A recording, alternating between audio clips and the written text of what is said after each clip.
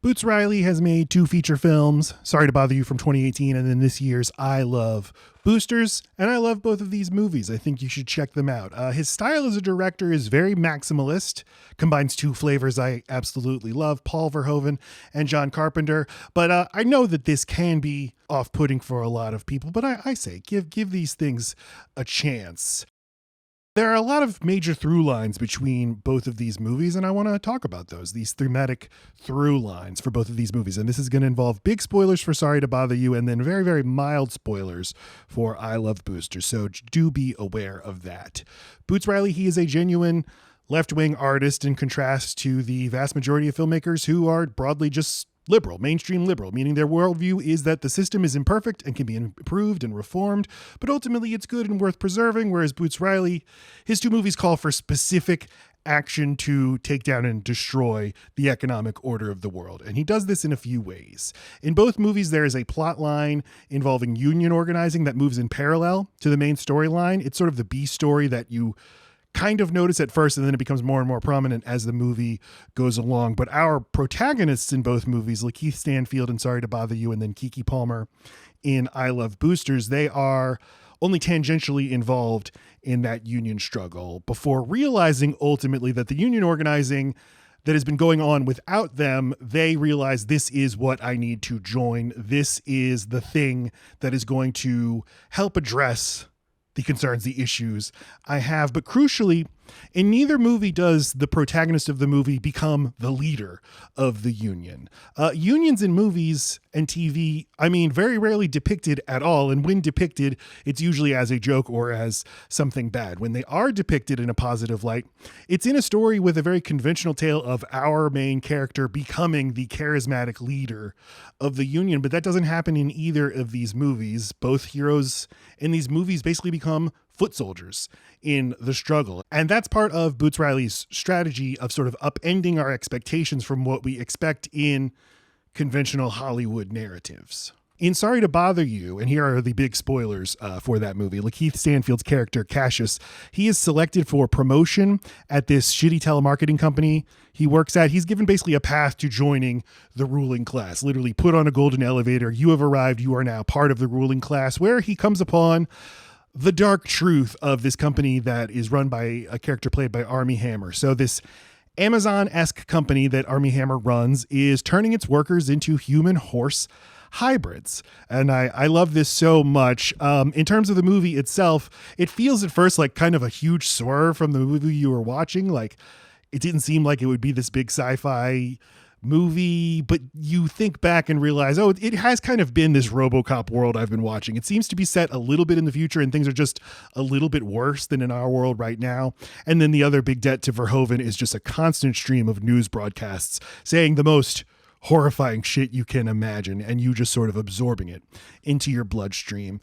But then the thing that I really love about this horse thing, Armie Hammer's character, he is not kidnapping people and turning them into horses. He's getting them to volunteer for it to happen to them. He's marketing it to them and centering the idea of self-empowerment. Unlock your best self by becoming a horse. And LaKeith Stanfield's character, he's horrified by this. And then 30 minutes of the movie, at the very end of the movie or in the last third of the movie, are taken up with what we have become accustomed to seeing in movies like this. He decides he needs to get the message out there. The public needs to know. He needs to raise awareness. Now, Sorry to Bother You was written in the early 2010s, didn't get turned into a movie until 2018.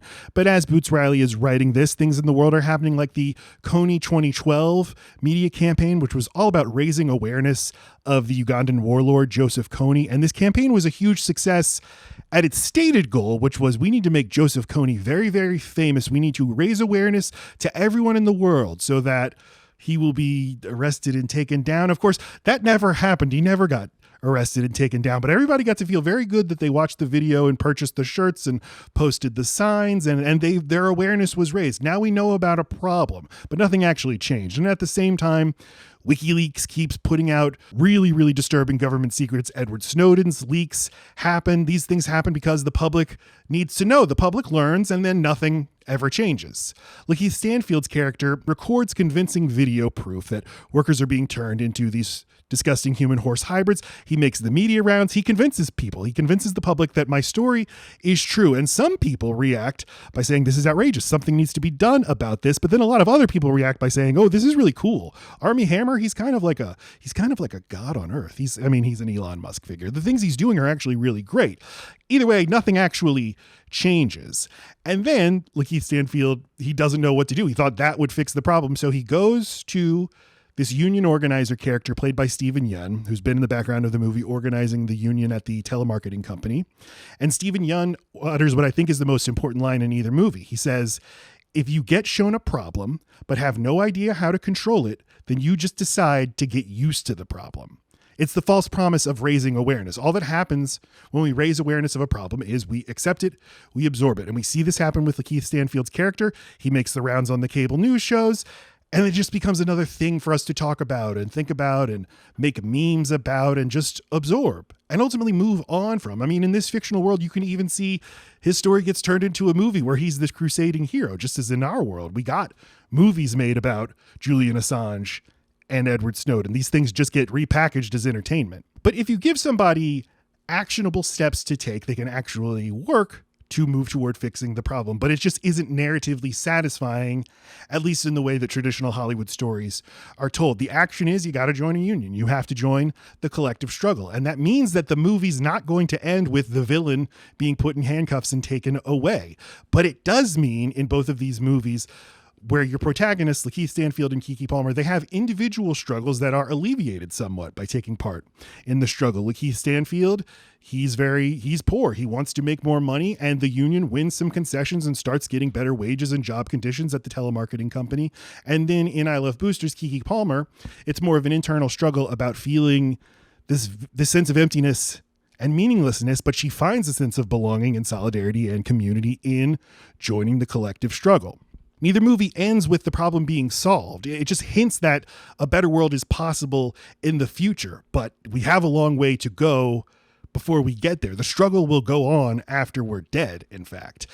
I think that Boots Riley as a director, his very maximalist style can turn people off, but his message also just doesn't go down so smooth with audiences because it directly contradicts the message of most movies, which are about self-empowerment and about the fact that any individual can become a hero and change the world. But that's not true. The great man theory of history is not true. Great individuals, great meaning important and influential, they don't change the world. Very, very, very, very rarely. On very, very rare occasions does that happen, but usually it is part of a long-term collective struggle determined by huge structural forces that are beyond the control of any individual. So I really appreciate any kind of art that tries to acknowledge that reality, and I would like to see way more of it.